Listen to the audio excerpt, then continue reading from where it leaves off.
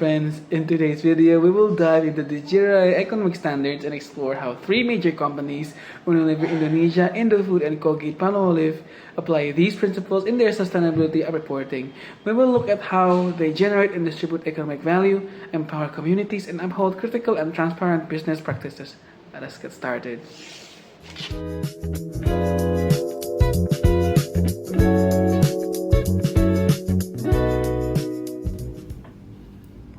The Global Reporting Initiative, or GRI, is the world's most widely used sustainability reporting framework. Within this framework, the GRI 200 series focuses on economic performance as an essential part of understanding not just how much companies earn, but how responsibly they create and manage their value. These standards covers areas such as economic performance, fair wages, indirect economics contribution, procurement practices, anti-corruption, competitive behavior, and tax transparency. Together, they guide companies towards stronger accountability, better decision-making, and more sustainable growth.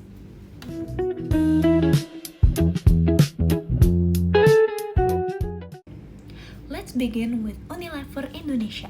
In its 2024 sustainability report, Unilever emphasizes its Growth Action Plan. This is a strategy designed to integrate economic, social, and governance consideration into its long-term operations. To cover GRI 201, which is economic performance, in 2024, Unilever generated 35.1 trillion in revenue and distributed 36.3 trillion in economic value. This includes employee wages, taxes, supplier payments, and community program. The company's approach reflects a strong commitment into economic fairness and transparency. Regarding GRI 201-2, which is climate-related financial risk, Unilever recognizes climate change as a major financial risk. To address this, it invests in renewable energy, emission reduction initiatives, supply chain adjustments, action that can reduce long-term operational costs while supporting environmental goals. And next is GRI 202, which is market presence.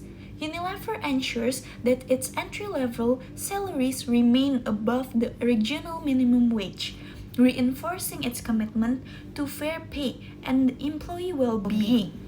Last but not least, there is GRI 204, which is procurement practices.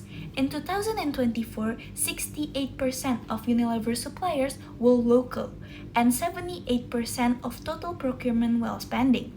This strategy strengthens Indonesia's domestic economy and builds a more resilient supply chain. Overall, Unilever demonstrates how a global company can provide meaningful economic value to the local level.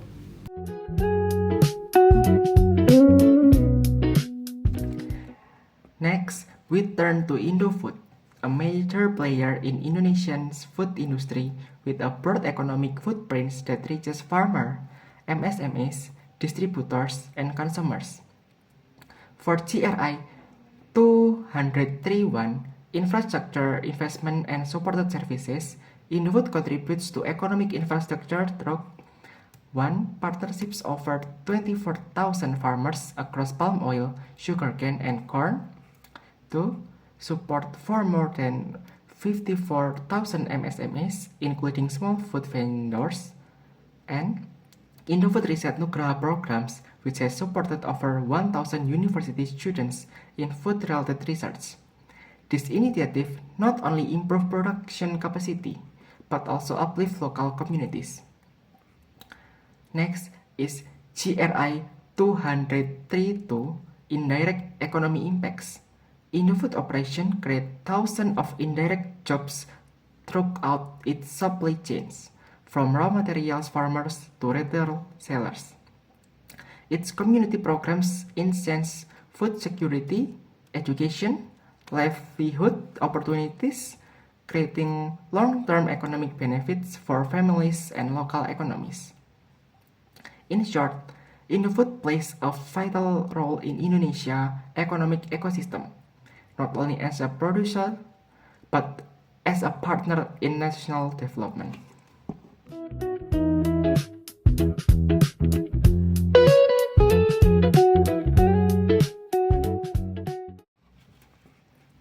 Our final case study is Colgate-Palmolive.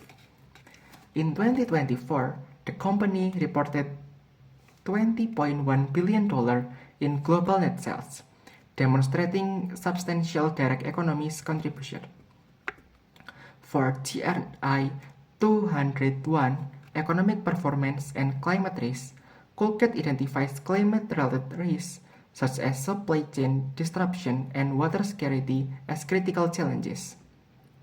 By investing in energy and water efficiency, sustainable packaging, and waste reduction, the company improved resilience while reducing operating costs. Next is GRI 231, Supported Services, where one of Colgate's flagship initiatives, Bright Smile, Bright Futures, has reached 1.8 billion children and families with oral health education. In 2024 alone, Colgate contributed $52 million to programs supporting education, healthcare, environmental stewardship, and disaster relief. Last but not least, GRI 232, Indirect Economy Impacts. Colgate also drives indirect economy value through product innovation.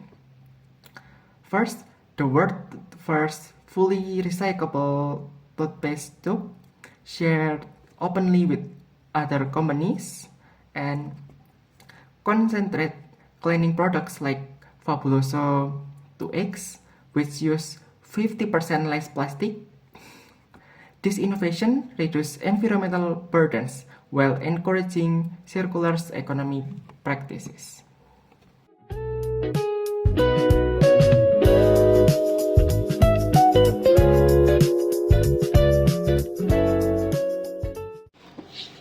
Five, cross-company insights. When we compare Unilever, Indofood, and Colgate, several shared themes emerge. First, strengthening local economies. All three companies invest in local suppliers, workers, and communities. Second, managing climate and operational risks. Each organization recognizes climate change as a financial issue, not only as an environmental one. Third, promoting ethical and transparent governance. Through anti-corruption policies, responsible tax practices, and transparent disclosures, these companies reinforce trust with stakeholders. These patterns show that GRI standards are not just for compliance checklists, they are strategic tools to build a resilient and a sustainable organization.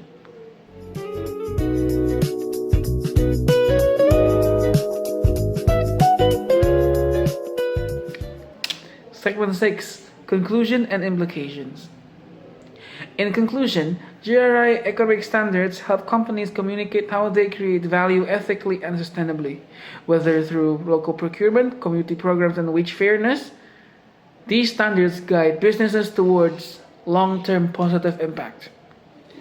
Organizations that embed GRI practices or principles into their strategies strengthen stakeholder trust, reduce risks, and contribute to a more inclusive and responsible economic growth.